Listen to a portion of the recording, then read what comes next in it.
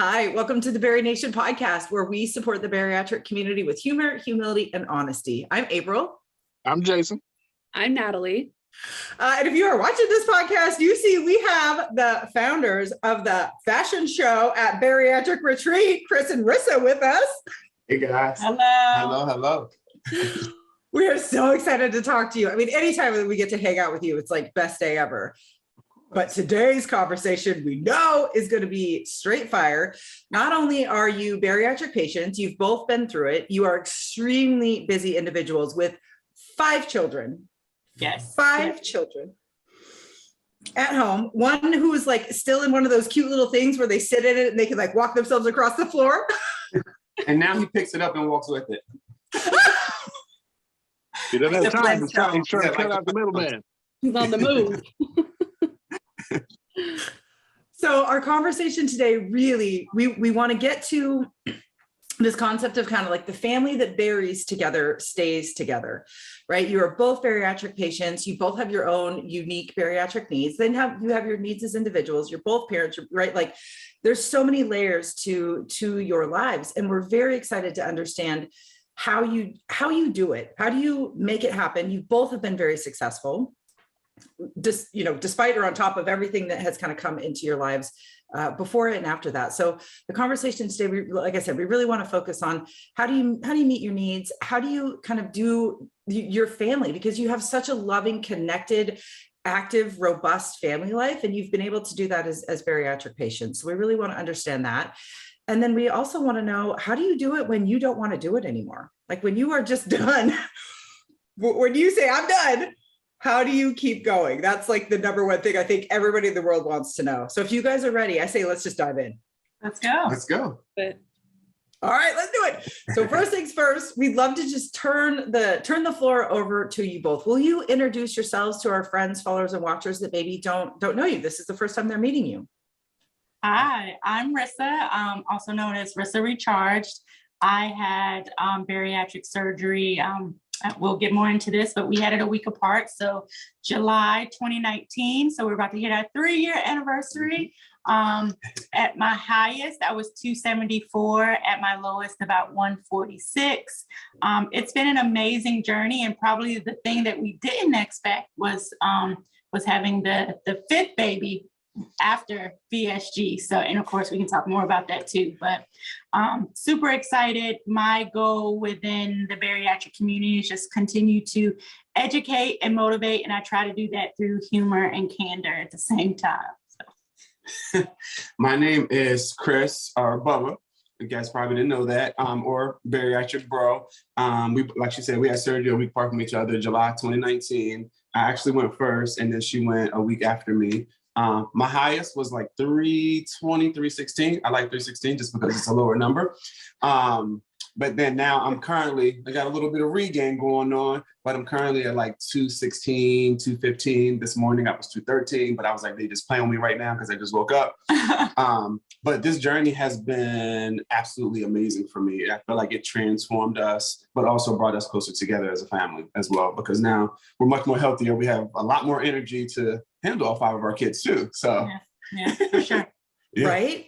So when you made the decision to have bariatric surgery, was it one of you kind of driving that decision? Oh, Chris, tell us about that. So I went to the doctor, I had a physical. I always had my physicals and I always had high blood pressure. And then this year, my doctor had told me, and I always go around my birthday, which is November. So I always go then, and my doctor told me that I would have to have knee replacement surgery in both of my knees. And I was like, well, can I get it done at the same time? And he was like, no, we'd have to do it one at a time. And I'm just kind of like, wait, so that's 6 weeks off of work and then an additional 6 weeks off of work in hopes that everything works well. He was like, or you could lose weight. I was like, okay, I'll try the weight. And then I started, I think it was Weight Watchers, I believe. And I was counting calories and doing all those things. And it worked for like a week, but then I just didn't like the food. The food wasn't good to me. And I was like, there has to be something else I can do. So I looked into the, I can't remember the name of it, but the balloon surgery. Mm-hmm. We do the balloon, I think that's what it's called. And I actually went to my doctor and he said no. He was like, no, like, I want you to do this on your own. Like, no. And I'm typically like, I don't like no. You don't tell me no. Like nobody kind of tells me what to do. So I kind of started, doing my own research, and I found the doctor in Mexico. Then I started doing my research on him. Had been a couple months, and I was like, you know what? I like this guy. Don't even know him, but I'm gonna take a chance because I don't want to have knee replacement surgery, and I want to lose weight. So after that, we found out. I talked to my insurance, and I found out that my insurance paid for it because I was going to pay cash. Found that my insurance paid for it, but I had to go through the 6-month program, and I kind of like got a little depressed about that because I'm like, 6 months, that's a long time. Like I have to, I could be fine by the summer if I have surgery now in January, I'd be good. But then, we waited out. I went to see my surgeon, who's absolutely amazing, and they took care of everything. In the U.S. Took care of everything. And then we got a lot to talk about because surgery, it's a whole lot within that 2-week frame that went on with us. So. And how he brought it to me is we were literally like, I think we were either getting ready for bed or we were waking up, and he was like, I scheduled us a consultation with a bariatric surgeon. I was like, what are you talking about? And he's like, yeah, we have an appointment. And I was just like, okay. I'm pretty supportive in the most part. So I was just like, okay, we'll go to this appointment. She didn't want to go. She did not want to go. She was you were on another diet. I was doing Optavia. And she was doing great, like doing really good. She had lost like 30 something in the first pounds, yeah. Was doing really good. So she was like, I'm gonna do me, like I'm good. And then when time got closer, as we got more information, then she was like, okay, let's see what you're talking about. Yeah. Wow. That's pretty incredible. I guess it's kind of funny though, because you kind of defied your doctor a little bit on the no part. And then you're like, all right, Rissa, we're doing like, you kind of just said, okay, you're coming with me. Right. I want to know, Rissa, how you felt when he brought that up and said, we're having this consultation. Like, can you talk more about, I know you said you're supportive, but what were your thoughts when that happened? Yeah, people ask that a lot. And like, I honestly, in that moment, like I wasn't thinking, oh, my husband's telling me I'm overweight or anything like that, just because we had talked about like before, like we worked out together. I had a personal trainer. He had a personal trainer. We had tried different things together. So it wasn't, maybe it was a good day, but in that moment, like I wasn't like, oh, why is he saying this? It was just kind of like, oh, he wants to hear about this. Okay, well, I definitely want to support him, but I'll get the information for myself at the same time. And then like, once we sat down with that professional and he told us all the things, then went home and was just like, okay, let's do this. So I didn't feel any type of like negative emotion about it. It's surprising to me that I guess it's not. About your doctor being like, oh no, like weight loss, bariatric surgery is off the table. We hear that from so many people in our community. And then we talk to bariatric surgeons and they're like, I just can't believe it. And I'm like, okay, it's true. There's a lot of surgeons out there that, that just don't either understand it or don't understand the mechanics of obesity, the disease of obesity, all that kind of stuff. So the fact that you were able to just kind of take a step back and really advocate for your own needs and do the research and see what's out there is amazing. Mm-hmm. So tell us, oh yeah, go for it, Chris. No, I was gonna say, and I made that decision because I'm like, this doctor doesn't even know me. This was, you saw me for a physical and I rescheduled an appointment because I did like him. But for you to just tell me no without really like asking those questions to dig in, then that was kind of like a red flag for me. So I never saw him again. Yeah. And I think doctors don't ask the history of like, well, have you always been overweight or have you, or is this new? Like for me, I'm the same size now that I was in high school. So like, this was like, it was kind of foreign to me, but it just had sort of happened over time. So. Yes. And I think that's true for a lot of us. And the other thing that seems to be kind of like gone by the wayside is that, when I was a child, I saw the same pediatrician until I was like 21, basically. Right. My parents and my grandparents saw the same doctor for like almost their entire life. And now people move so frequently or doctors move or, insurance has changed. You having a consistent doctor for any length of time is rare these days. Mm-hmm. Well, right? My primary care physician being so on board with it for me is what helped me, because had my doctor had done like Chris's doctor and been like, no, we're not doing that, I would have been like, oh, okay, yeah, we're not doing that. Because it was brought up to me by, the crazy thing was it was brought up to me by a cardiologist originally who didn't know me like what Chris was talking about. Like this dude didn't, like, he legit walked in, looked at me, looked at my chart and was like, have you thought about weight loss surgery? And I was like, who the fuck, like, you don't know me, dude. Like, get off me. Like, you got me. You don't know shit about me. And this guy's like, that's how you open the conversation? Like, well, you better back up. I mean, I'm 468 pounds. Like, dude knew what he was talking about. Like, you know, and like I wasn't sitting there with chocolate milk running through my veins instead of blood. But I'm like, it's not crazy. It wasn't crazy, but to me at the time, I'm like, you don't even know my history. And I'm like, looking back now, I'm like, he didn't have to. He saw me. Like, dude, you're about to die right here, and you're just sitting. So Yeah. Had my primary care not have, because when I brought it up to her about the conversation, she was just like, I mean, you more than qualify. And I'm like, what are you talking about? You never said this to me before. And she was like, technically we come in and we talk about your weight and your exercise and your things and what you're doing to combat it. And you tell me that you're trying. And she's like, I didn't really want to, burst your bubble. She's like, but at the same time, she's like, you qualify if you want to look into it. And, that was about the same time that Sarah had been talking about going to Mexico and doing it. And back then I was so uneducated about everything. I'm like, going over there. I was like, you're going to wake up with, part of your stomach missing, but you're going to have a kidney gone too. You're going to wake up in a bathtub full of ice and like you'll be missing some major organs. Like, no, you're not going over there. And the more I looked into it to try to get her on board with to talk her out of it, I talked myself into it at the same time. And so then we just wound up, having to go through the whole thing to do it. But it really was kind of a similar journey in the fact that we came to that decision kind of together. It just turned out that her insurance was like, be fat and die. We're not going to cover shit. We don't care. So she had to eventually, she had to cancel her insurance through work, jump on my insurance when open enrollment came, wait that whole time period out. So I ended up, my insurance was like smooth as silk. Like I ran through it, was just like, thanks, and got my approval and had got cut on. So the whole time she's like, Dick, like, way to go. Like, you're better getting cut on. It was my idea. And I'm like, I'm sorry. Right. I ended up having mine a whole year before she did. Okay. So Chris and Rissa, tell us about that 2-week period, right? When you both went through surgery. What was that like? Tumultuous. It's not probably the fairy tale that you think. So we were actually I was actually waiting to find out if I was getting a relocation on my job.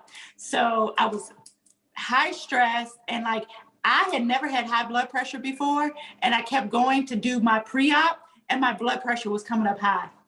And I'm like, look, there's nothing wrong with me. Like, I'm just stressed out. Like, and then I'm coming to get this blood pressure reading, and then I get more stressed out. And so, like, they were like, well, we can't approve you. We can't approve you. So I was supposed to go first. And they gave me like some pills to take or whatever for a week, and then to help, try and bring it down. And in the meantime, I got the news that we needed. So like I was able to calm down, and so got approved. So he ended up, instead of me going first, he ended up going first. And everything was, on schedule. And then, we also had to speed up surgery because we got the relocation. So like our surgeon had to like work us in, because if not, we were going to have to come out to California, start all over. And we did not want to do that. So he has the surgery on Tuesday. Yeah.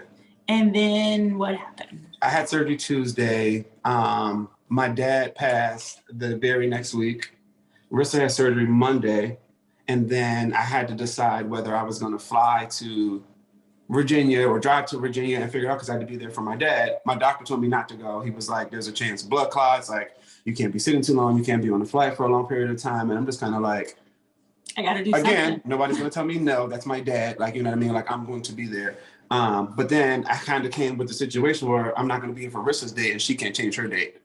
So her best friend, they've been best friends since like first grade. She flew in and was like, Chris, go take care of your family. Yeah. So I didn't even take the kids to the service.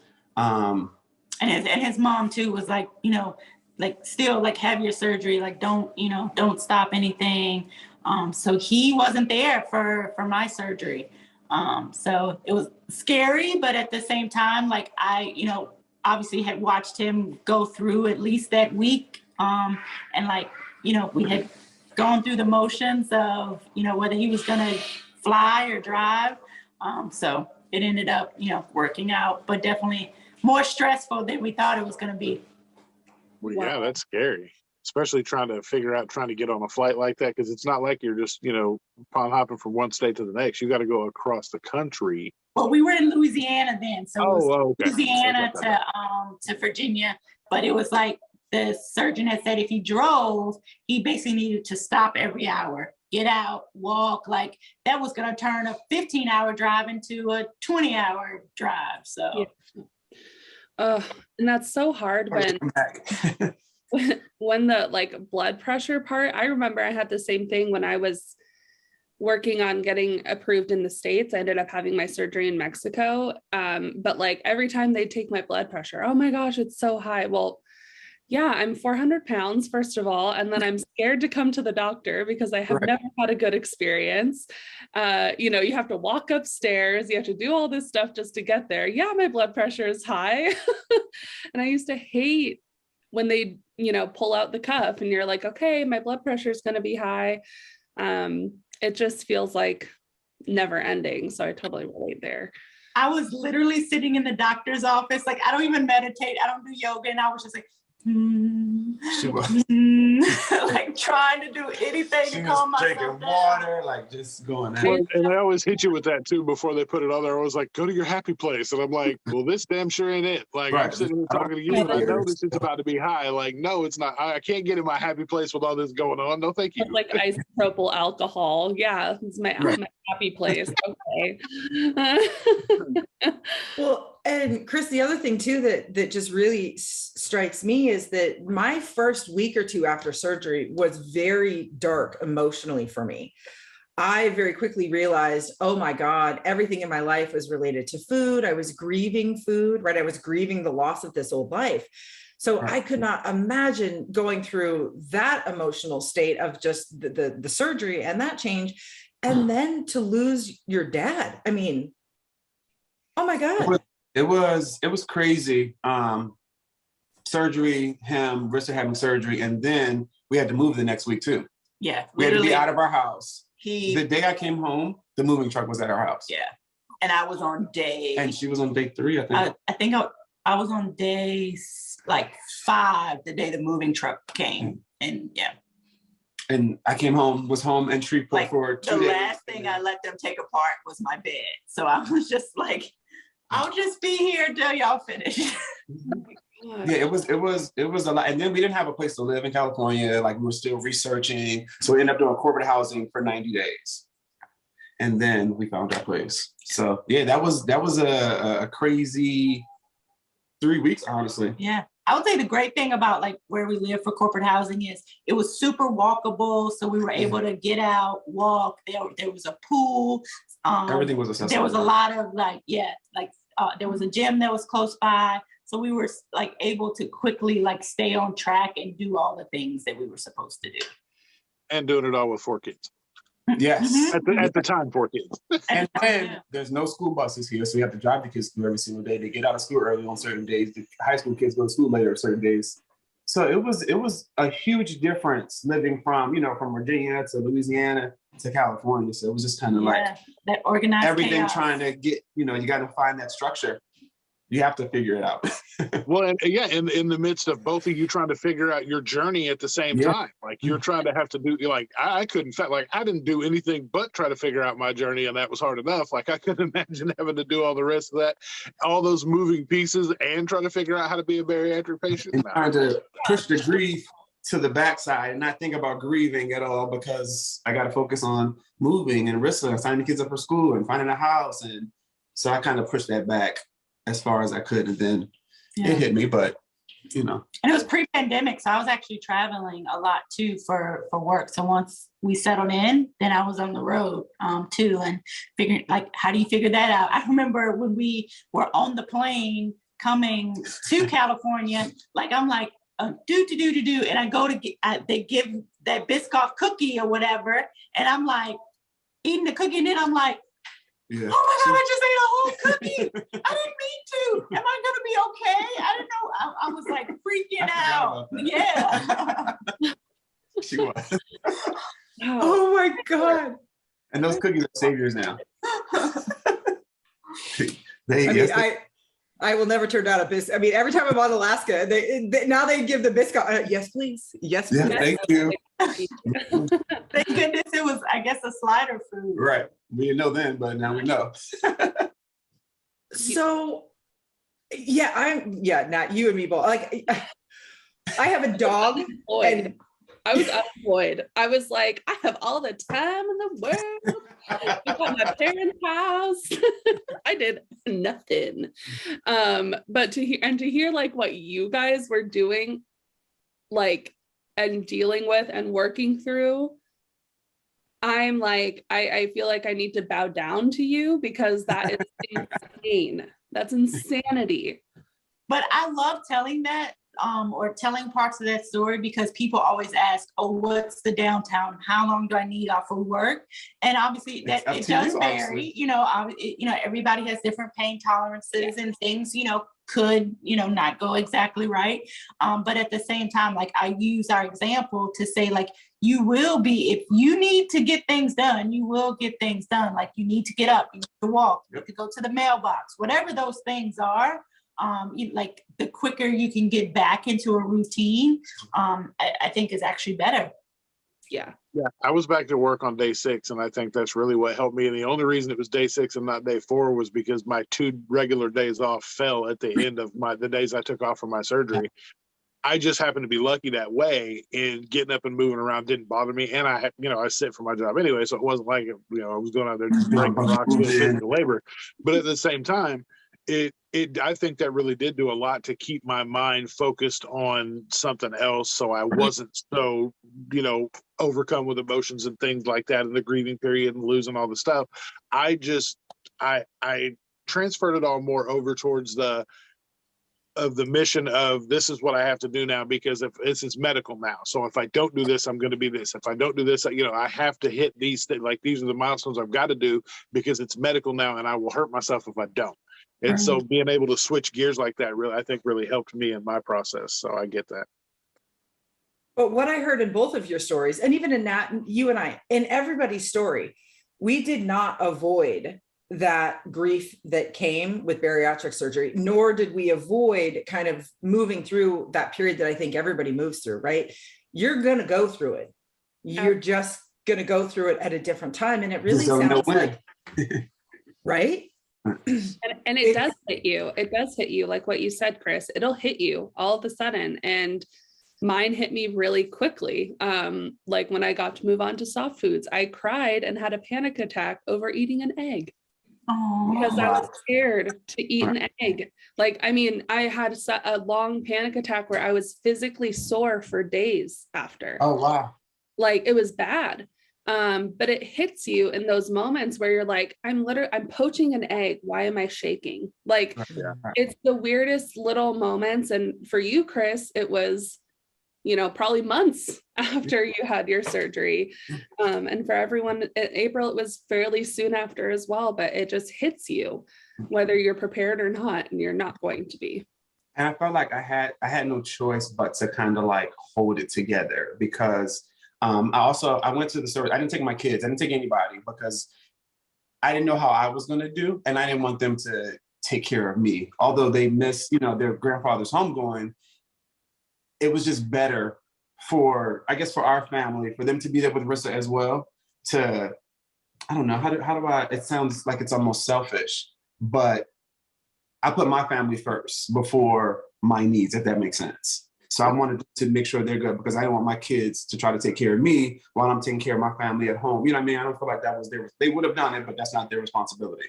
Right. And trying to grieve as well, but seeing me trying to be strong, they would have tried to be strong, and it just would have just followed suit. So it just would have been, would have been crazy. So that right there alone, that grief bothered me as well, by not allowing them to say goodbye to their grandfather. Although I was in Virginia a week before I had surgery. And I saw my dad the whole weekend, and then I was on my way home with the kids, because, I was like, when I have surgery, we're moving to California, like, we won't see you guys for a little bit. And I had took a different route home, because I didn't want to drive past the hospital, because I was like, that's going to be the last time I see my dad. Like, I knew already, I just didn't know when. So I was like, I'm not going that way. Like, we're just going to go this way, because if I go that way, I'm going to have no choice but to stop. Traffic happened. So I had no choice to stop. So I had to go the other way. So I went that way, and I probably sat in the parking garage for 30 minutes because I was kind of like, this is crazy. Like, this is actually real. Like, this is.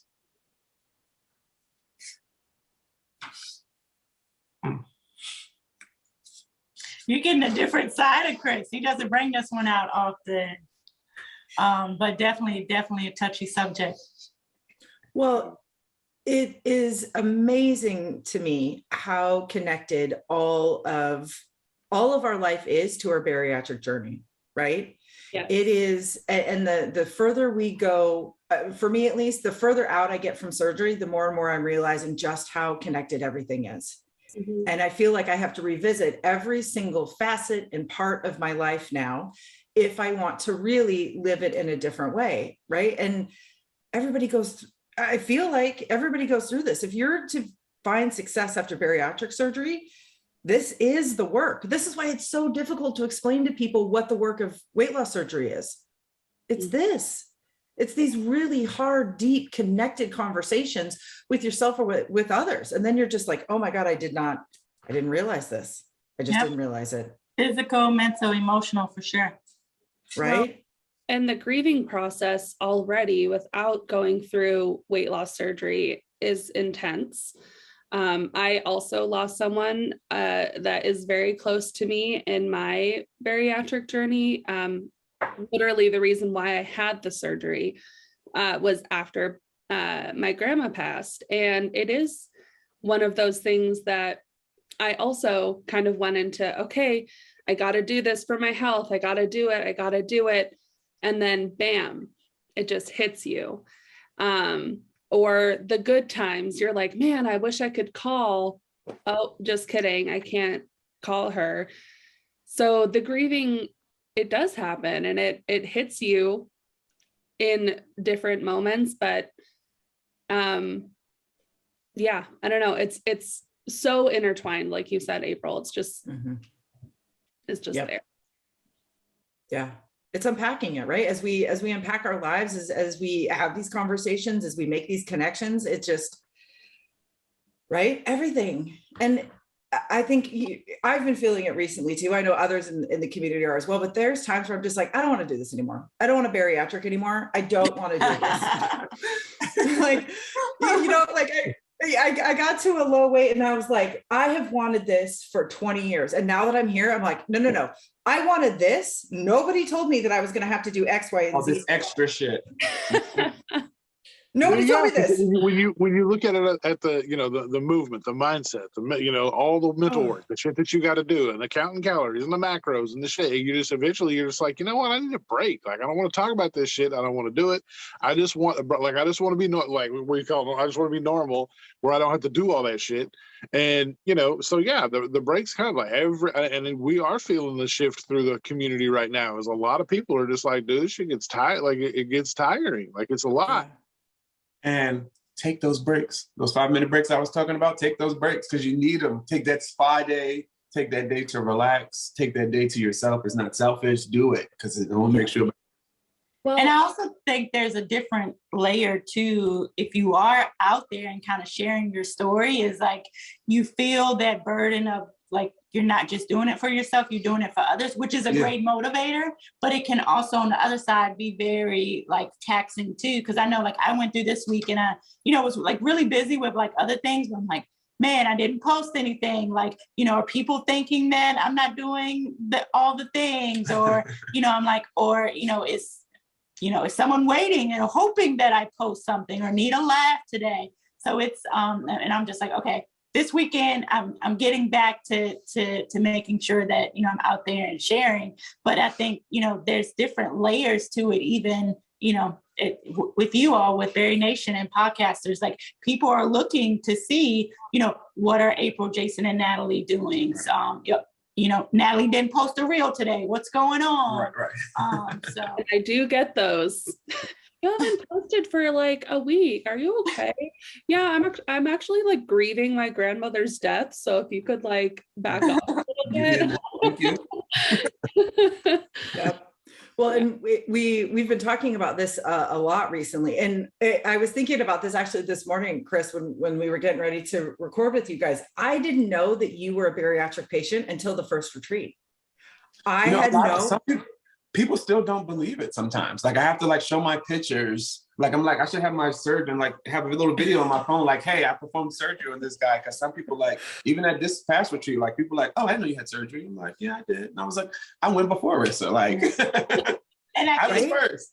I think like I was always like, well, I shared and I started sharing, and he was always behind the scenes, like, you know, like helping me, and wasn't necessarily like talking people about mine. Like knew, but he wasn't like out and talking about it as much. So. Yeah. I think my close friends knew, but not like, it wasn't like big, the world didn't know. Yeah. Yep.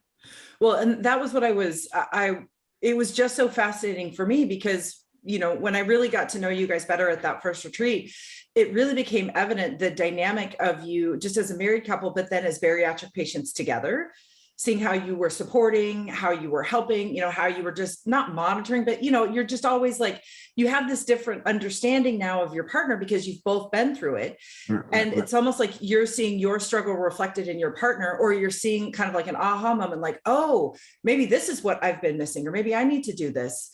So, you know, the question that I have for you, and really too for you, Jason, because you and Sarah have been through it too, is how have you supported each other throughout this journey in a way that you feel has been beneficial, you know, to both of you or to your relationship?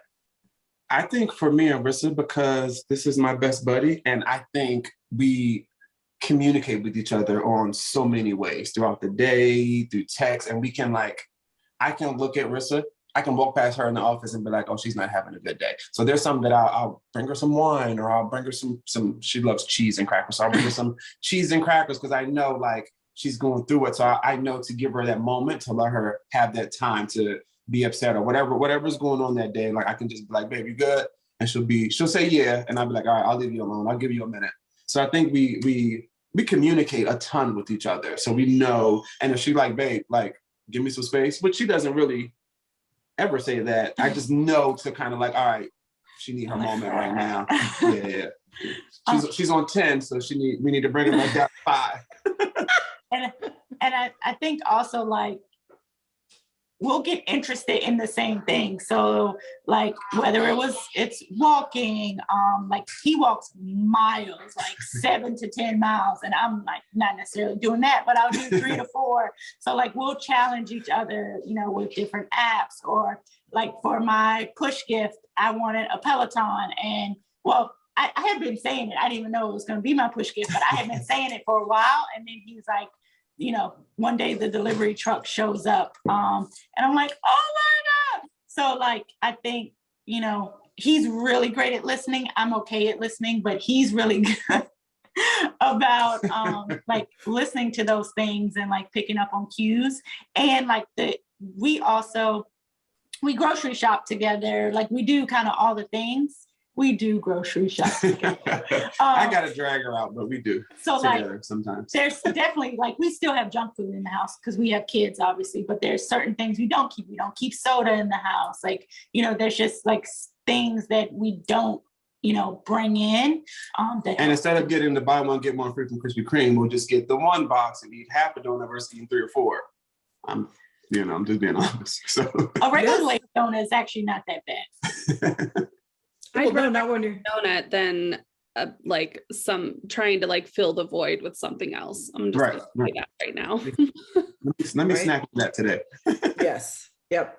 Well, and now that I know you both better, and I see, Chris, you're more active on your bariatric bro page, right? You're just more active in the bariatric community than I've ever seen you before. But it's really interesting because to follow you both as individuals, from my outside perspective, I can see how you are showing the community, how you support each other on what you're doing individually, right? I can see like where Rissa's really fired up, she's doing something, she's speaking on something. I can see you and your content and what you're talking about shift to align with that. So I don't know if you're doing that on purpose. I don't know if that's just how in sync you guys are, but from my outside perspective, that is what I see happening. It's very much a team effort. It's very much a, no, we're doing this. When one is struggling, the other is helping, or we're both aligning, or we're building each other up. And I mean, even in a friendly way, not even calling each other out. It's just being like, hey, I've been noticing this, and this is what I'm doing to kind of change and to rectify that.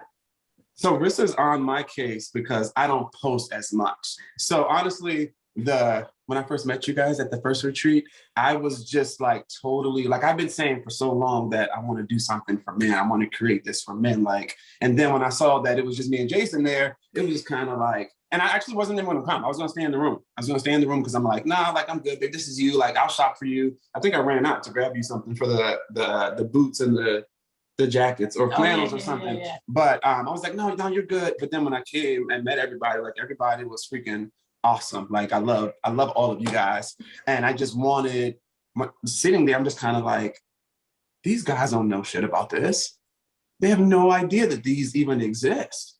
And my mind was just running and just kind of like, it just made me, and going to this retreat, it just was like even better because more guys showed up. And I'm just kind of like, you know what? I got to hit the ground running. Like these guys got to know about these events. Like you can't miss this. And when I would post in the guy groups, they're like, what the fuck? Like, we didn't know this was going on. I'm like, we'd be trying. And they, they talk about some groups, but a lot of those people aren't on Instagram. They're just on Facebook. So they don't get that same information. So. Well, and Jason, what prompted you to initially like be on Instagram? Because a lot of men have bariatric surgery, but they are not active, or they just don't say that they have had it. I mean, what do you think it is? Well, and like Chris was saying, I was real active. Like I had a huge presence on Facebook. Like I was doing things and doing lives and doing all kinds of shit. I had that other live shows that I was doing for sports and all kinds of stuff on Facebook for a long time.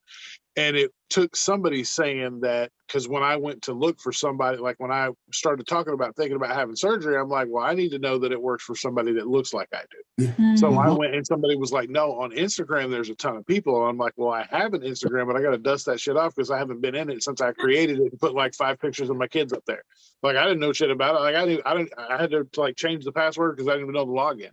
So when I got in and started kind of digging around, and I was searching hashtags and things like that to look for guys, like it still took me 2 months to find somebody that looked like I did. Like it took a long time because they're just, even though they're out there, they may not be on Instagram, or they may not be present, or they may not be talking about it. So they're not going to be found.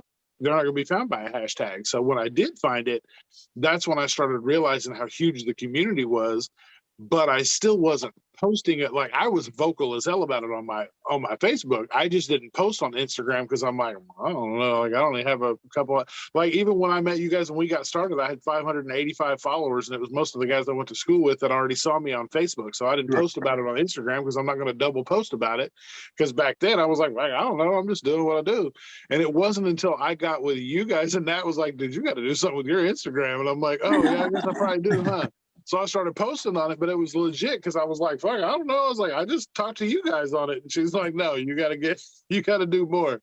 So, but yeah, I mean, the community that I found when I got over there is so much different than what you find on Facebook or in in-person groups with your surgery center and all that stuff, because like there's less toxicity. There's all kinds of, like, you still get bullying and clicks and stuff going on Instagram and in certain circles, but for most part, the overall aspect of the community is amazing because they're just so supportive. Like when they say people that you don't know on the internet support you more than some of the people in your real life, like that's legitimately true, because you have a whole group of people you never met, but they're riding for you like hardcore.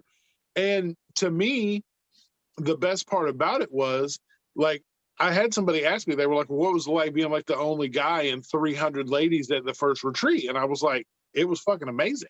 Like, I was cool. What do you mean? And it was like from two aspects of it, because that's legit what people thought. They were like, well, yeah, I wouldn't be mad about being around 300 ladies either. And I'm like, well, that part, but also the second part of it is like, I was like, that was never even a thing. Like I was just accepted into everything. Like nobody ever was like, well, we're going to have this, but we don't want a guy hanging around. Like it was legit. Like I was just welcomed in and overwhelmed with community support. Like everybody, they just wanted you to belong. And that, to me, like, that's why I was like, I'll never miss another one, just simply because the sense of like, I've never felt so, like, I've been in lots of places where I belong, but I have never felt like that ever.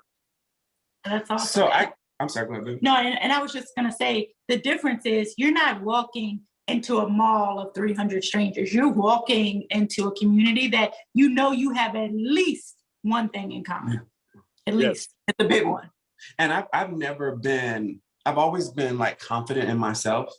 And always, even when I was big, like I could dress, like you couldn't tell me nothing because I thought I was the shit still. My knees didn't think that way and my high blood pressure didn't think that way, but I still felt good. I looked good. I could walk into a room and make everybody laugh and do things. But then once the first retreat, I felt like I didn't know anybody and I felt accepted, if that makes sense. Like I felt like, okay, like Rissa just said, like we have something in common, and it just kind of felt like almost like a family of people that you don't even know. You see on Instagram, but these people are like your family because real people. Yeah, they understand your struggle. They know what you're going through, more than your own family at times. So, you know what I mean? So it just kind of, it's definitely similar to what you said, like it was accepting. It was awesome. Well, and as I'm getting deeper and deeper in this community, realizing, I used to look up the hashtag like Bari besties or whatever. And it's like, that doesn't fit. We've kind of at Bari Nation, we've kind of like shifted it to Bari family. Like you walk in and like, Jason's like my brother, it's like, give him a big old hug. And like, I feel safe. Like describing flying across the country to Florida to go see 400 people. My parents are like, that is kind of crazy. And I'm like, I know all of them. Like, I know all of them. It doesn't even matter. Like, I know I'm going to be safe and it's going to be a good time. And I love that more men are coming because like I told Jason, men need to see men in bariatric, like period, point blank. And that's social media is how you do it. Yeah. Oh, 1,000%. And it's just that sense of like what we've really been saying, when you don't have to explain the backstory, you can just quickly get into, I'm really struggling with this very specific thing. Like, why am I feeling like I want to cry when I make a meal? And to have, 100 people go, oh, I think I know why. I went through this XYZ, right? And very quickly they're like, oh my God, I've been searching for that answer for 3 years. And I found it in 30 seconds when I talked to other bariatric patients. You can have 3 people in one room and have 3 different opinions, but those 3 different opinions can help that one person. Yes. Yeah. Exactly. Yep. Exactly. So the last thing that we would really, well, I guess there's really kind of 2 things, right? Oh. How do you guys do it when you are just so busy? And just based on the conversation we've already had, it sounds like you just make it work no matter what, right? Like there is no option. This is what we are doing, and you build your lives accordingly. Is that kind of how you manage?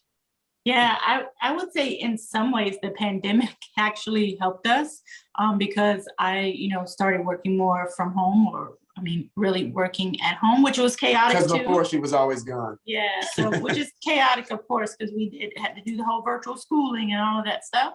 But I would say, a couple of things. Like the good thing is, like with our age range of kids, we have older ones that are able to help and support. But I don't know. It just kind of happens. She's being bashful. I say, babe, Wednesday, 4:00 on the border. It's date night. Chips and queso, 1 margarita. That's it. Be there or be square. And we're always there on Wednesdays at 4:00. That's our date night with our appetizer. And that is not right. and I would say, like, we kind of like conquer and divide. Like somebody's got a game, somebody's got practice, somebody's got swim lessons. So like, sometimes most of the time you will not see all 7 of us together in one place. But we try. Except for today at the beach. We'll be at the beach today. We have no games, no basketball, no nothing today. So this is beach day for us. Well, and it really sounds like you've done a lot of that foundational work where you're setting your family up for success by just making sure there's always certain things in the house or not in the house. You guys communicate well. It sounds like you have a very a schedule that you really kind of don't deviate from, or there's a part of the schedule that never deviates. And then there's a part of the schedule that you expect to deviate because everybody has activities and work and things like that. So it seems like this stays constant, right? And then you've got this that is built to change and flex. And because your communication is so open, you're able to meet each other's needs or kind of stay on the same page when all of the craziness is going on. Oh yeah. And we take a lot of vacations, so we're not afraid to like get a nanny or fly someone, a relative out or something to hang out with the kids. And we'll do vacations with the kids, but we also do a lot of things like just us. We still date each other. Yeah. So I think that's another plus, because I feel like we've been together 8 years. So you got to date your partner, because we went through this change, and we changed in general. You know, we're not the same person we met, you know, in 2013. Well, I met her, we got married in 2014, but she's not the same person. But I feel like that change and that growth, you do it together. Wow. Oh yeah, I know. Yeah, coming up on the fact that Sarah and I just celebrated our 21st anniversary together. Awesome, bro. Thank you. Been together 22, been married 21. But yeah, you have to do things like that, and like your communication cues, like you're talking about, like you can sense when she's having a bad day. Well, you know, with Sarah being a counselor, you know, she's a mental health professional, so she goes through the thick every day. So every day, there's days she comes home, and I just know to automatically turn on some, you know, trash TV that she's watched 1,000 times, but she knows what the ending is, so it doesn't really mess with her too much. So I turn that on, I get stuff ready, because I just know, like, I do the majority of the cooking and stuff because I get off earlier than she does. My job is way less stressful than hers is. So I just kind of get those things set up. And especially now, even with the grandbabies being here for the couple of weeks that they're here, I'm doing the majority of that because she's going in the office and doing things, and she's only able to work from home a little bit here and there. So, I mean, it really is that constant give and take, and the communication is so important. Y'all work together to figure it out. 100%. Yeah. And you have, like April was saying, you have the constant base. Well, that base has to stay constant so the rest of it can flex. Like you can't have everything, you know, moving in this flow, because it doesn't work that way. You have to have a footing to be able to withstand the waves that are coming at you of inconsistency. You've got to have that foundation to stand on. And the push and pull of that is probably, you know, that's what has kept us in the game for 21 years together, because we've learned how to do it that way. And I think we get excited about the same stuff too, especially now that he's like more vocal. Like if you all know, like the fashion show was his idea, his baby. So I just kind of stepped in and helped support like his vision. So like now I think we have even more stuff in common because we get excited about the same things. Or he'll send me a real sound and I'm like, oh yeah, I like it. Yeah, baby, you gotta do that one. You know, where at first he's kind of looking at me like, what are you doing? No, I love it. I was like, because Rissa is her goofy, natural self, and that's what I love about her, because she is who she is. And I mean, I just think some of the videos are goofy, but that's just what I think. So, but that's her, and she loves it, so I support it. Yeah. Well, you guys said two things that absolutely blew my mind, and I've heard, like, you know, keep dating your partner, but how you said it, Chris, for some reason my brain heard it for the first time. Yeah, you're not the same person year to year or even day to day. Yeah. So if you're not like constantly dating whoever your partner, you're gonna okay. You know, I'm like, I always used to, like, you know how sometimes if you go out to eat, you'll see like this couple and they're not talking, or like you'll see this couple in the car and they're just facing forward and like nobody's. I'm like, I never want that. I never want that. And we don't have that. Like, we're going to talk about something. Well, she, you know, y'all see her pictures when we go on date night. So she does have her phone sometimes. But sometimes he'll be like, okay, no phone. All right, no phones. They put them in the middle and let's engage in conversation. Let's just look at each other's eyes and eat this food. Well, and it's kind of hard to do that, you know, like we were talking about. Once you get in a certain role, like you kind of feel like you have to stay attached in some way, shape, or form. But what I am finding out about this community is they're so, like, they want the content, like they want to feel like they're connected with us, but at the same time, they're gracious enough to understand when we need the time. Like, so I think this is probably the only community where we could be in positions that we're in that they would actually understand. So it's not like Hollywood where, you know, people are like, put the movie out, it better not suck. You know, or like here, it's like, they get it. Like there's going to be ebbs and flows. There's going to be times where we're super active, but they know that at any point in time, if they need anything, we're all going to be there for them. And that's really all they want. Like they want the content because they connect with it so well, but they also understand when we don't have it to give. Right.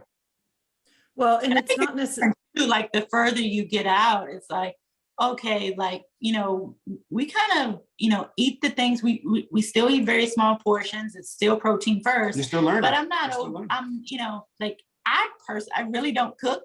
Every now and then you'll get like a little cooking thing from me where I've seen like some she saw something on TikTok that I want to try out or whatever. I have like my few things, but like, you know, you're not going to come to me and get like, you know, cooking demos every day, you know what I'm saying? And plus we're at this point, we're 3 years out. So like me having the half keto something and then throwing on a veggie pack, like that's not our reality. And I think it's important too for people to know, like, hey, you need to follow different people along different parts of this journey, because if you're in liquid phase, like you need to find somebody that's in there with you too, and you can look at us and say, oh, I'll be there at that point, but you can't sit there and, you know, see us eating a half a burger patty, which is what we had last night, but like, because that's not going to work for you.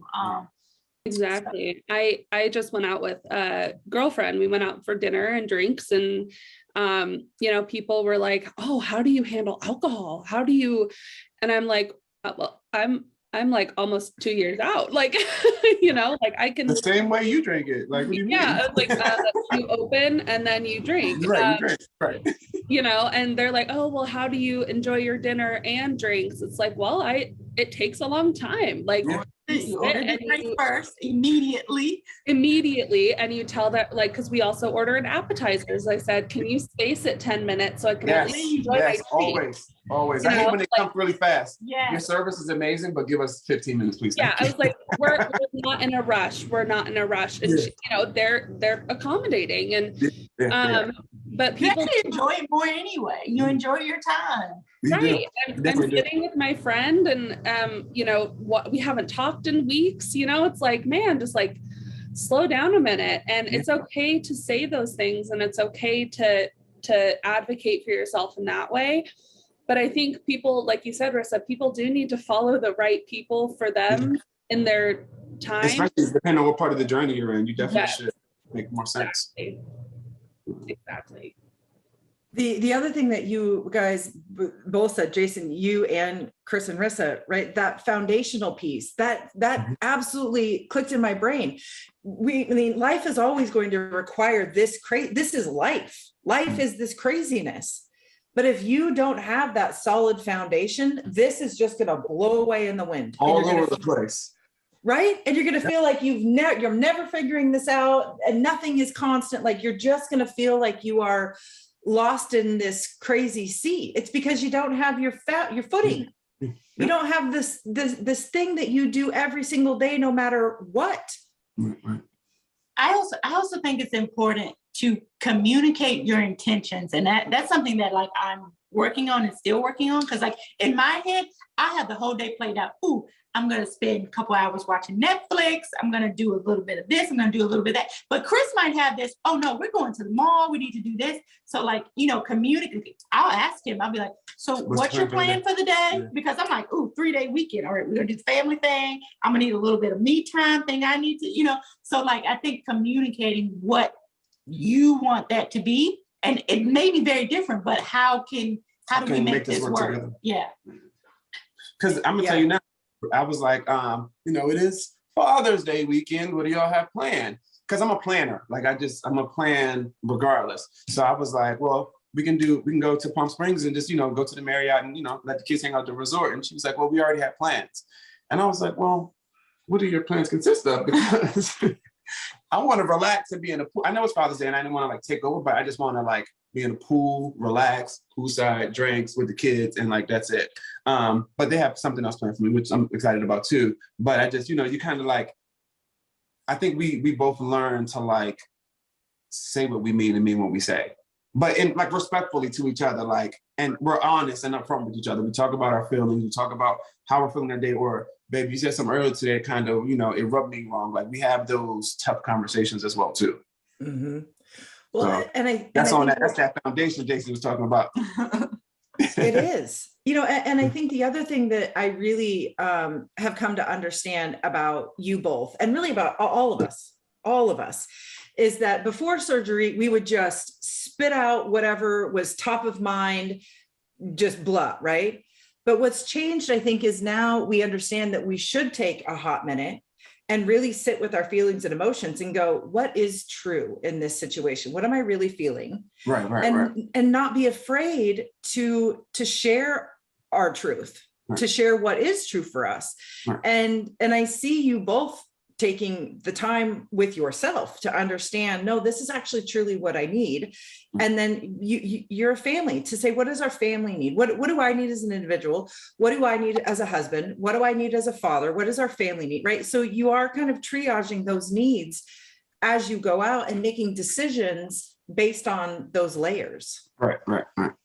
Well, and I think that's kind of two-pronged, honestly. You get the mental clarity post-op that you get, whenever all that stuff happens, you're able to process more things like that, and especially on the fly because you have the capacity to do it. But also you realize tough conversations actually saved our lives. We had to have a tough conversation. Save your life, save your marriage, save friendships. They're important. We had to have the tough conversation, not only with ourselves to say that we needed the surgery, but we had to reach out, go through the process and do that. So when you realize that having those tough conversations, while scary, can save the things like Chris was talking about. Like that's how you don't fall by the wayside. That's how you don't lose your marriage. You don't lose your job. All the things you may possibly think about that you're, have the potential of that happening. Mm-hmm. You have to have those conversations. So rather than, letting something that Sarah said to me earlier fester until I reached the breaking point and talk about shit that happened 5 years ago. And you think about it at work, like, what the fuck? Well, yeah, right. You stew on it all day, and when she walks in the door, you finally look at her and you're like, "Hey, motherfucker!" Like you just twist off. But the thing about it is we learned early on we had to take a thing called we took a little like kind of seminar class thing called Learn to Fight Fair. Because it's about that, like not bringing up shit from 3 years ago that you can't change today because that's not what you're talking about today. Like nobody cares about what happened. Like we're talking about right now. Like in the now, you've got to process those emotions and work through them right now because you're going to keep it from that happening later on. And that's part of what makes that foundation so strong and keeps things moving because you can say, I don't like the way you said that. I don't like what you're inferring. I don't like the way you brought that shit to me. Like, we're going to need to adjust that if we're going to talk about this, or we need 5 minutes to calm down. I'm going to take my break and we can come back after we don't. Exactly. So this doesn't turn into Tyson Holyfield. Like, we need to, like, really get, like, this isn't World War III. Like, we really need to, like, legit take a second, let the bubbles calm down, then we can come back and address it. But that's, it's little things like that that people don't realize that after surgery, you have a lot more capacity to do because your mind's not clouded with all the shit it was before we had surgery. And I feel like I wish now, like I always, believe in therapy and take care of yourself, but I feel like I take care of myself better now, a whole lot better now than I did before. Oh yeah. Therapy saved my life 100%. Girl. Yes. Well, and I've been in public education now for 18 years, and I've sat through a lot of trainings that made zero difference. But one of the most impactful trainings and books that I read because of my professional background it's called Crucial Conversations, right? And it's a difference between this is an important conversation versus this is going to be a confrontation. Right. And learning that crucial conversation is actually where work gets done. It's where things get decided, and knowing that there's kind of almost like a protocol for those conversations. And what you guys are describing, Jason, what you described is exactly that. this conversation feels meaningful for me. Here are kind of my values. Here's what's driving it. I need to really be calm and collected, and I need to move through this conversation in a certain way, but also to realize that if it gets to this certain threshold and now it becomes a confrontation, this is no longer a productive conversation. I need to say, we're going to step away from this. We're going to pause. We're not going to do this because I want to have a conversation, not a confrontation. And I feel like you have to know your partner as well to know when, because we know how to push their buttons. You know what I mean? We know how to say something that that we know that'll blow them up. So you got to know when to, and you have to know how to argue. Yes. You know what I mean? It's kind of. And I've even found that too with myself. Like I was avoiding conversations with myself, or I was getting confrontational with myself. And it was just like, okay, this is like crazy town. What am I doing? What am I doing? Mm-hmm. Okay, so the last thing that we want to ask you, so our theme this summer is summer steady. How do we stay steadily aligned to our goals, through the summer months when life gets crazy? So what do you guys do when you just don't want to do it anymore? What do you do when you're like, hey, I don't want a bariatric anymore. I'm done. Do you want me to be honest? Yes. I say, fuck it. I'm done for the day, or I'm done for a couple of days. I'm gonna take a break. Because I feel like sometimes it can, like you can get caught up and it can become overwhelming. Just scrolling Instagram. You want to comment, you want to like, you want to help somebody out, you want to be an inspiration to someone. It's a lot. So, I mean, I don't know if you know this, because I'll take a break. Like, Rissa's like, babe, you need to post, we need a reel, we need to do this. Like, you need to get your insights need to be like this. I'm like, babe, I don't care about that shit. Like, I know that I have a couple few guys that I know like follow and listen or be like, hey, Chris, I'm going through this. Like, I need this. Like, I know I'll reach out to them like, hey, I'm gonna be off for 2-3 days. Or I don't say anything because I feel like I shouldn't have to, because everybody's adults and you should be able to take care of yourself. But at the same time, I'm available if someone wants to message me or to reach out. But if I want to turn off, like I just say, fuck it, like I'm chilling today. Or maybe I'm not doing nothing today at all. I think also at the same time, it's like incorporating like things into your daily that don't seem like a task or chore. Like, taking the baby for a walk, or I walk the kids to their summer program every day, and then I do like an extra lap. So like I get at least a mile in mindlessly. Like it's not, oh, I'm exercising, or oh, I'm just doing this. Is just part of my daily routine. I make my little like circle, and it's like no big deal. So like if I don't do anything else, great or healthy, I've done that. And then I think you're at least active for the day. Yeah, at least you've done something. So I think it's like trying to incorporate some of those small things. So like even on those days where you don't feel your best, like you've done something. And like I'm enjoying the summer because we're not as much on a schedule, which is nice. So like it feels a little more relaxing, a little more. But yeah, I don't know. I think we're personally gearing up for a very busy fall and winter. We got a lot of things going on. So like, honestly, people are like, oh, what are you doing this summer? I'm like, not much. So I think, I'm in 2 weddings. I have 3 bachelor parties. We got a busy, and all are out of the country. Every last one of them out of the country. Yeah. So summer, we're kind of like chilling a little bit. Preparing for school, for drop off. But yeah, which makes my content really boring. So I gotta figure out something. But I also feel like we were on like a high for a long time, like waiting for a retreat, getting prepared, planning. Yeah, and so now it's really trying to figure out what are he's got some stuff that he's working on. I think Jason, you're involved in that too. But like, I got more info. I'll send you an email too. My bad. But like finding things to get excited and hype about, because I know for me, the busier I am, the more productive I am and the more structured. When things aren't as structured, then I kind of like, oh, I'll do that tomorrow, or I'll get to that. So like, I think, for me personally, it's finding like, what's that next thing? What am I getting prepared and ready for? So. And then when I cook, I say, babe, it's on you tonight. She orders some carry out and everybody eats good. I am so similar to you, Chris, and Jason and April know. I'll text them and say, I'm out for like 3 days. Like Right. I get to that point where I'm like, I need to not post. I need to not think about Instagram. I need to just like, I just need to take a breath. And they, thankfully, they're very supportive in that. They understand that I'll go, go, go, go, go. And then I'll be like, peace. Right. And then I'll go, go, go, go again.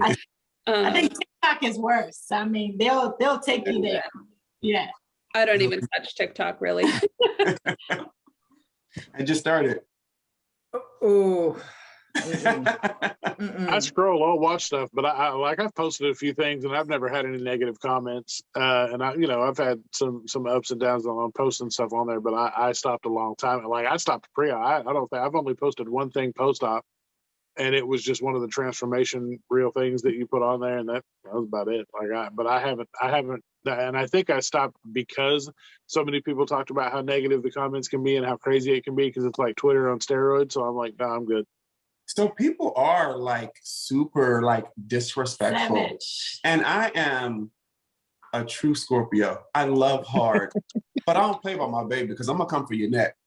Right. And I'm like, oh, it's okay. It's just more content that I can. Because I think I feel like you can say something to people and not be disrespectful. But I mean, the ones that are like hiding or private pages, like I don't care about that. But the ones who don't and just like are super disrespectful when she's not even that person on that platform, like I just think it's rude.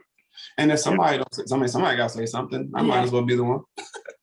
Well, and for me, I feel like it's hard enough to put your story out there and to share what you're doing and to attempt to support others and to create what we're creating. I don't need this added layer of people just being trolls. You know what I mean? It's just like, I see people start and stop a lot, and it's sad because like you get connected and you want to follow their journey, but then other people put them in a bad place. So yes, well, and like as we all know, this is hard enough. It's hard enough, and when I appreciate that content and I appreciate that support because somebody's got a piece of their recipe that I'm going to need for my own life. Right. And if they're not sharing it, then we're all missing out on that. Right. But at the same time, I think we all get to the point where it's like, I can't do this anymore. I need a break.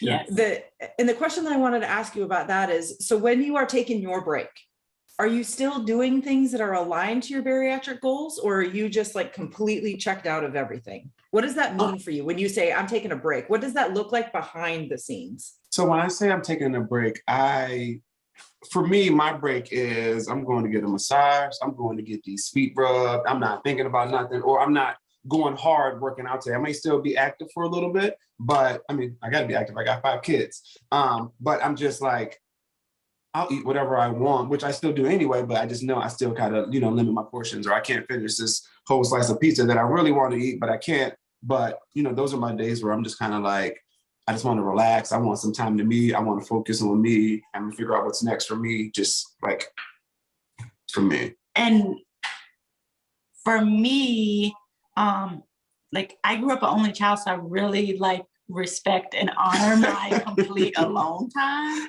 So like if there's a moment where the house is like empty, everybody has like stuff going on, and I'm like, she is at peace. That is like the moment.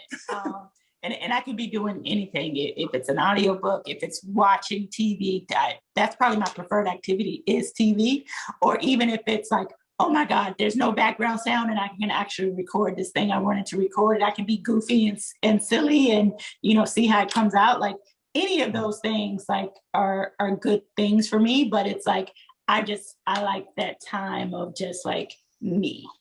And I'll notice that. I'll be like, all right, babe, relax. I'm taking the kids. We're going out. Yeah, he does. And she'll have 15 videos of content done. So like a lot of times it's not even like giving up on like the things. It's just being able to like clear everything else out. And I'm like, refocus, recharge. Yeah, recharge. Yeah, exactly. That's recharge. But like, my mind is always going. Yes. So like, I need an opportunity to either clear that out with nothingness or be able to get it out creatively. Yeah. Well, and that was why I asked that question, right? Because when we say like, oh, I need a break, like, I think sometimes people think that what that means for us is that we just go back, we eat bad foods or Like, they just relate that to food. No way. But it's not. And when you said that, I was like, oh, wait a minute. So Natalie, when you say like, I'm taking a break, I'm out, what do you do? What does that look like for you behind the scenes? I mean, it's the same thing. I think I have ADHD. So my brain is also just constantly moving and going. And when normal day-to-day life, I'm like, oh, I should record a story, or I should show what I'm eating, or I should think about this post for Bari Nation myself. Like, I'm constantly thinking about my bariatric journey and how I can put that out to the world. And when I say I need a break, it's like, I just need the world to be quiet. Yes. That's I it. just click off the world for a minute and let myself, if I want to have cake, I'm going to eat cake, but I'm not going to worry about it. If I want to go hang out with my girlfriends, I'm going to go hang out with my girlfriends, and I'm not going to post about it. I'm not going to So it's more of like, I live my life, just living my life, and without feeling this pressure of like sharing it or worrying about, the next post that I have to make or something like that. And it's also just kind of like, if I want to eat something, I will still enjoy it and eat it, and like maybe give into some emotional eating and not feel the need to like confess. Right. Or like, I don't know. It's just kind of that's not so busy. This is my journey. Yeah. It's my journey. And I was gonna say, like, even on vacation, like, I'll quote unquote like shoot the pretty pictures and do the content, but I won't organize it until like later, till we get back or we're on the plane or something like that. So even like 2 days ago, I bought a 7-Up cake from the grocery store, which I haven't seen a 7-Up cake in a very long time. So I cut a slice of cake, and I was like, I should post this because I'm going to eat this cake. And then I took another picture, and I cut a really thin slice, and I said I was going to have some diet cake. Like, I even set it up. I just didn't post it. And it was a really thin slice of cake, but I would have been lying had I posted it, because I ate the entire cake, the slice that I made, versus, me posting the very thin slice, and I call it diet cake. I'll send you guys the pictures because it's actually funny. But I ate the whole thing, so I'm not going to post this because I'm not going to lie. Like, I'm just going to. You could do Instagram versus reality. Instagram is what you say you had, but reality is what you actually had. Right. Because that's how that shit go. Like, there's a lot of people that play it like that, and that's where people get the misconceptions from and think that everybody has to be perfect, and they create this, this whole genre, subset of people that think that they have to do everything perfect, and the first time they do something that's not perfectly aligned, then they failed. And their whole life is ruined. Everything's over with. That slice of cake was amazing. You hear me? Yeah. I felt like it was made for me. And everybody knows I have a Starbucks habit. So I'm going to post my Starbucks. That's my breakfast. I don't eat again until 1 o'clock. So all good. Yeah, I think it's also just like, not that the two lives are separate in any way. My bariatric life is my life. Like that. But also, like, my friends and my family, they're not used to Instagram, and like they don't understand what I'm doing. And I've asked, like, I've gone camping with friends, and I said, hey, do you mind being on my Instagram? And 5 out of the 6 friends were like, please don't put us on Instagram. And I'm like, okay, that's fine. So that's my like sign to be like, okay, when I'm hanging out with these people, I can't be just shove the phone in their face. Right. Yeah. And so when I need a break, it's like, okay, I'm going to go camping with my friends. I'm not posting because I'm going to be in the moment with my friends. You're going to be in the moment. Yeah, that's what we've agreed on. Right. So that's what I mean. I think it's like work. You hang out your out of office sign, and you say, hey, I'll be out for a little bit. Or do not disturb. Yeah. Well, I mean, and that's kind of like when we went home to pick up the grandbabies, not too long ago. Like, everybody's excited to see like the journey and the how Sarah and I are doing, but they don't really talk. Like, they don't want to know. Like, they ask how things are going with Bari Nation and things like that, but they, like, when we start getting passionate, ramped up, and like talking about it, they're looking at us like we're speaking German, and I'm like, oh, I better stop now, because we start talking about all kinds of shit, like stuff that we're doing, the things that we've been involved in, and they're just kind of looking like, what? And I'm like, oh, okay, well, never mind. Like, you have to think about it, because when we're talking like with us, things that we get passionate about, it excites us and charges us up, and we get like it just the creative juices start flowing. But people that aren't involved in it just kind of go, oh, okay, cool. And you're like, oh, well, shit. Right. That's true. Right. And it's, I've not struggled isn't the right word, but I always find it really interesting because I feel like the moments where I make the most amount of progress or those ahas or the real meaningful, those deep moments are when you are with other people or when you're having conversations, but they're not recorded. Right. And if I was recording it, or if I was like, oh, wait, let me stop and let's talk about this on Instagram, then it's gone. Right. And it's weird now. The moment's over. Yeah. It's like, what you want to do? I don't even remember what I said. Right. And it's so difficult for me because I feel like I've had so many of those moments, even like with you guys, right? When we were all up here in Tacoma, so much amazing things happened, but it's when you're just together and you're not doing it. Yeah, we needed a camera. We did.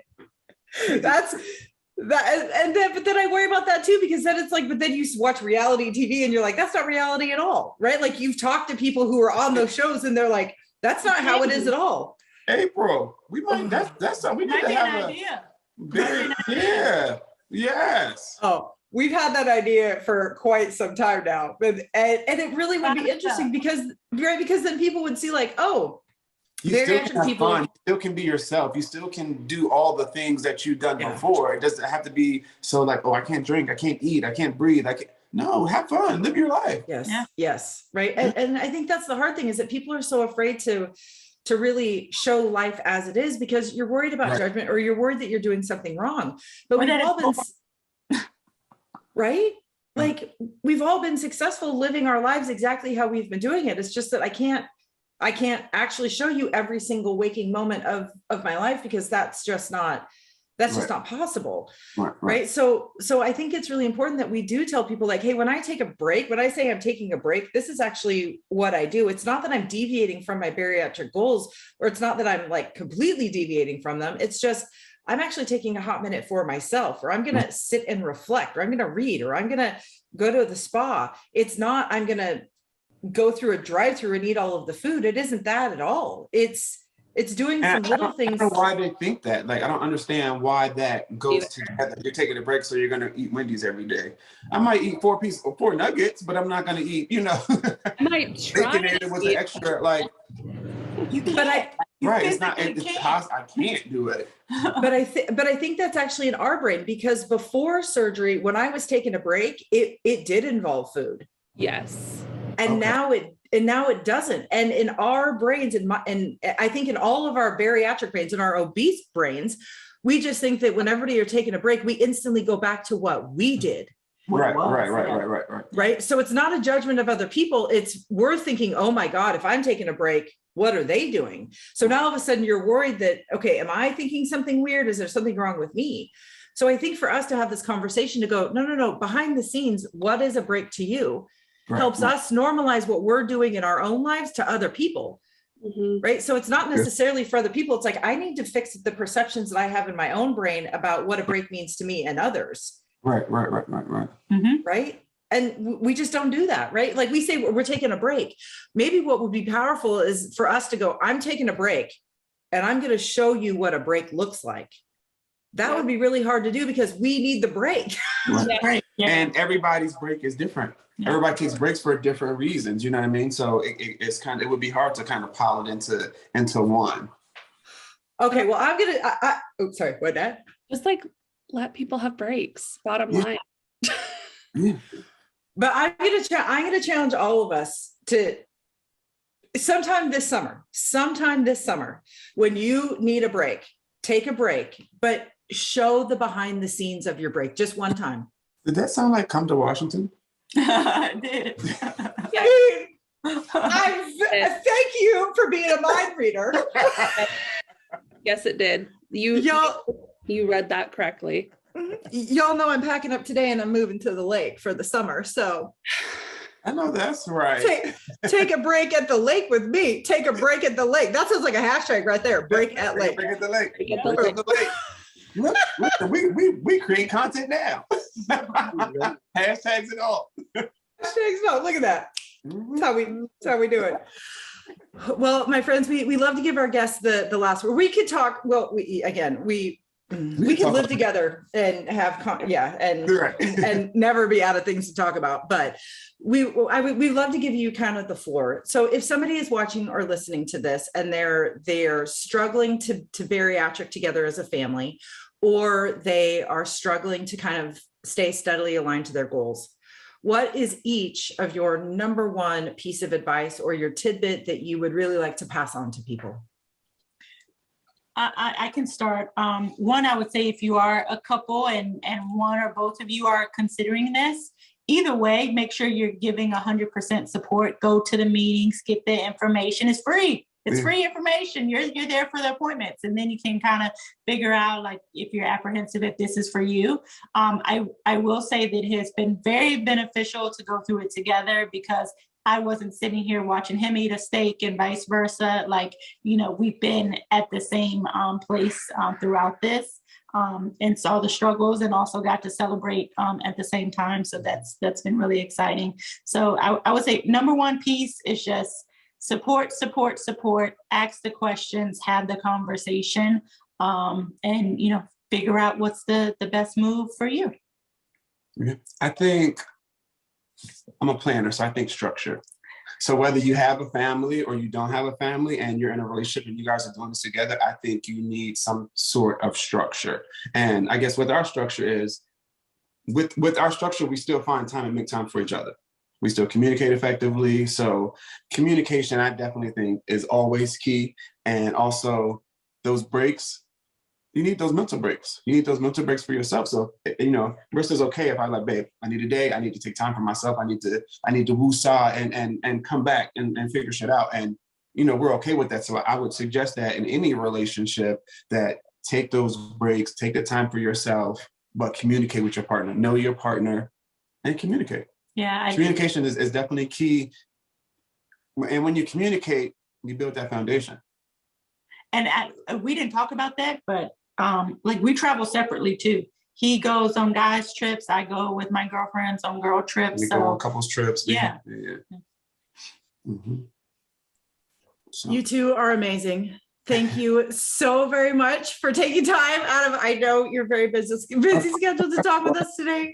We value your input. We value who you are as individuals. We value highly what you bring to our community. And we're just so thankful that you're willing to be so public with both of your journeys. Thank you for having us. Thank you for having us. And we love y'all too. We need to get together soon. I mean, we had Tacoma retreat. Now we're all going through withdrawals. So clearly. Right. That's it. It's time. We got to figure something out. If you need me to write that a prescription, I can do that. Barry Nation subscription says you come to the lake.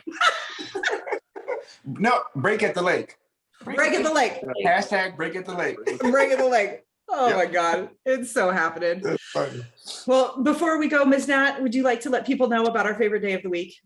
Yes, our favorite day of the week, as many of you know, is Sunday, and that is because we get to shout out all of you, our amazing Instagram community, our podcast community, Bari Nation community, everyone and anyone that follows us. We've officially hit 17,000 of you that are following us. So huge thank you to everyone who supports us. So that means that we have a lot of work to do. You got to go to that link in our bio. You got to fill out, there's a Google form that says Shout Out Sunday.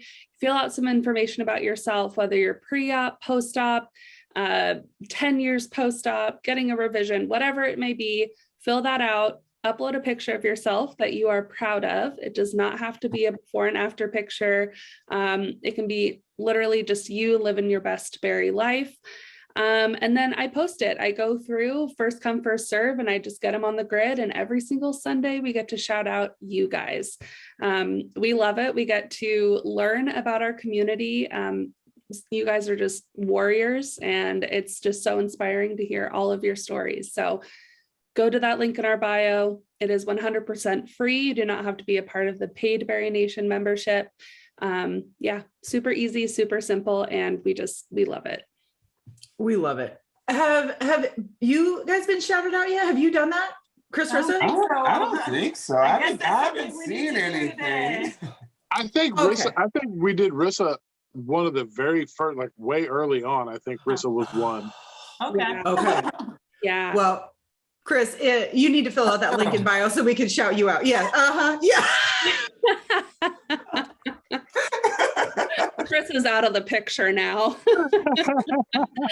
I'm trying to build my presence on Instagram now.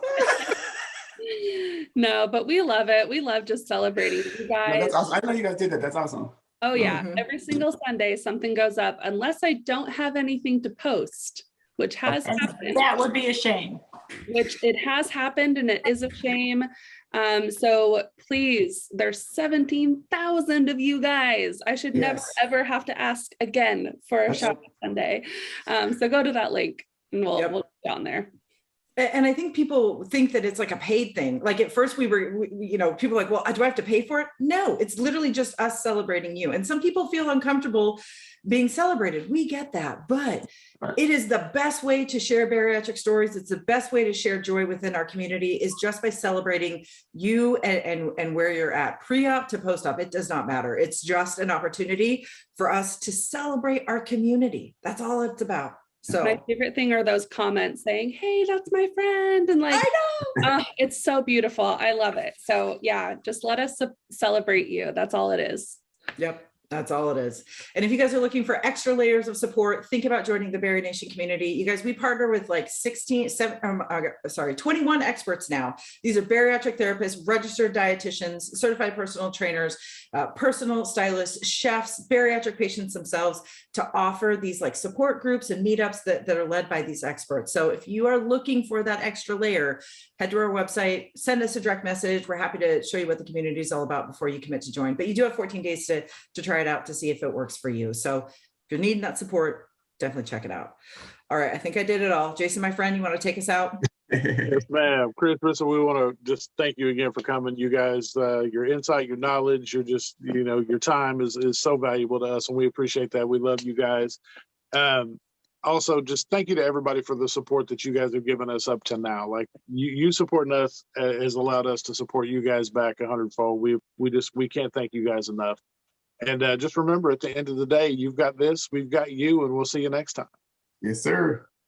Thanks, friends. Bye. Bye-bye.